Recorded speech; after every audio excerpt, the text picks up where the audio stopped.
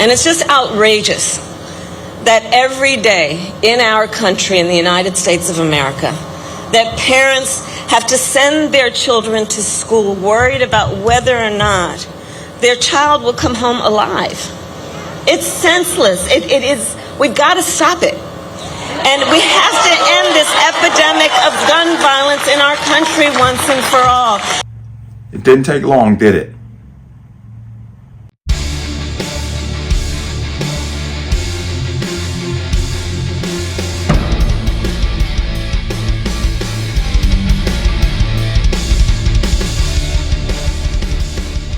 Welcome to another installment of the Connecticut Gun Bench. Today's video is brought to you by P.A.N. Firearms LLC. P.A.N. Firearms for NRA certification of multifaceted gun training. You can reach us at 203-300-6343 or use our website at www.panfirearmsllc.com.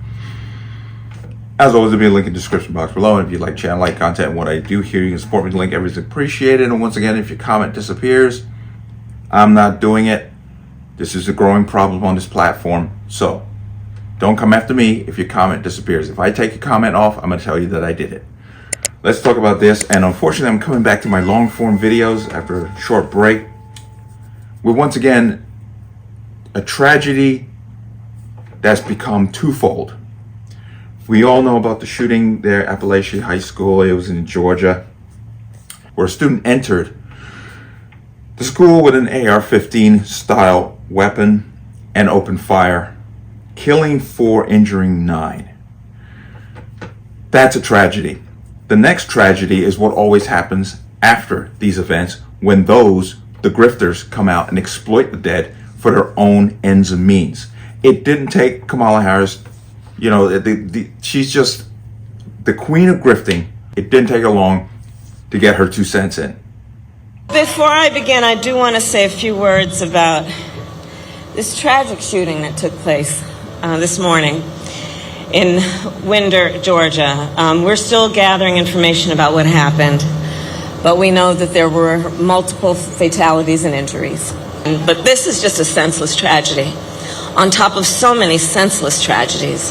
And it's just outrageous that every day in our country, in the United States of America, that parents have to send their children to school worried about whether or not their child will come home alive.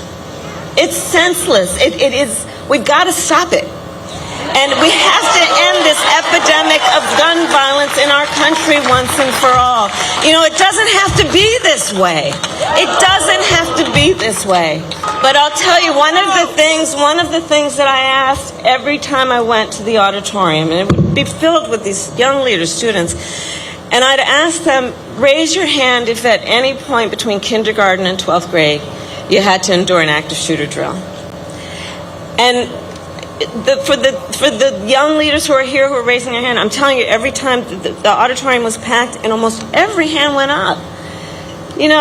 A lot of us, I'll speak about myself, we had, I grew up in California, earthquake drills, we had fire drills, but our kids are sitting in a classroom where they should be fulfilling their God-given potential, and some part of their big, beautiful brain is concerned about a shooter busting through the door of the classroom. It does not have to be this way. It does not have to be this way. And, this is one of the many issues that's at stake in this election. And as you notice, it's the same talking points every single time, but she is a hypocrite. Just like any of these anti-gun persons, they're hypocrites. They're absolute hypocrites. Let me show you some things that also happened at the same time. Chicago, Labor Day weekend. 31 people shot, 5 fatal. Where'd you hear that? You don't hear that. Why do they do this? Because it's easy to exploit the emotionally driven human being. They talk about we need gun control. Really, Kamala? Then explain this. I get to our top story of the morning. So this is brand new video obtained here at Fox 31. This is at an apartment complex in Aurora showing men with long guns and pistols in their hands. This is at an apartment building, and a pretty concerning video that is now going viral on social media. Yeah. National news is picking this up, but we've been following this locally for weeks, and we have questions. We got legal immigrants running around Aurora, Colorado, clearly with what is an AR-15 platform weapon. Gun stores in Denver and Aurora are being robbed. These illegal immigrants took over 3 apartment complexes armed to the teeth, exploiting the people who live there for their rent money. Why aren't you talking about gun control when that was going on? Everybody saw it. It was national news because that right there is a reflection of her leadership. That is happening because she, as the border czar, and she was, allowed it to happen. She's always at the forefront. They always, and I'm not just talking about her, I'm talking about all of them, always. It's about gun violence. Really? I can show you story after story of people who have lost their lives to other implements, but get no fanfare, no airplay, no nothing. And this happens over and over again. There have been multiple stabbings and deaths on college and high school campuses that don't make the damn news. This is not about your safety, because if they get their way and they get the guns, you think this violence is going to stop? No, it's them exploiting death as they always do, and you're going to hear about this for days and days and days. But when the shooting does not fit their agenda, such as what happened in Tennessee at the Christian school, and the transgender shooter, notice we're not talking about that story no more. Why not? Because it doesn't fit. This is what we deal with every time. Every time an incident happens where a firearm is involved and it's very public and there are children who are injured, I sit there and go, you know, these people are just going to exploit this until it freaking hurts. They don't know any better. It is not about your safety. It is not about your safety.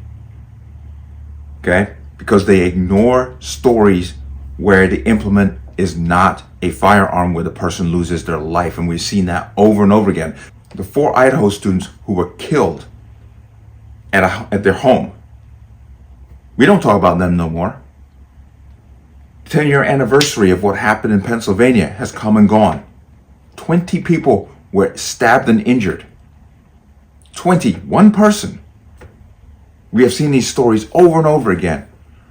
She is quick to talk about what happened in Georgia, but it's silent on what's happening in Aurora, and the crime is getting out of control there in Denver because, well, these are illegal immigrants. This is a reflection on her. That's why she's not talking about it.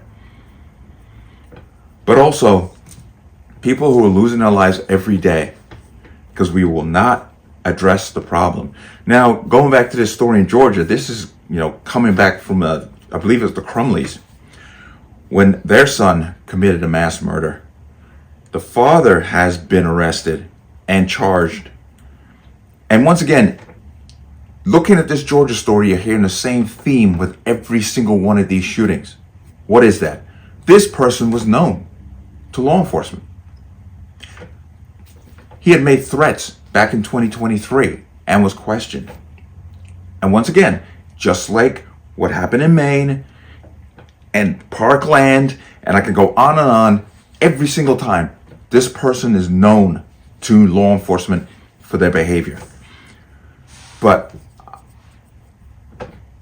I am all for gun control. I'm all for illegal immigrants not being able to walk around brazenly in the open carrying guns, especially when they're coming from criminal backgrounds in other countries. I'm all for that kind of gun control.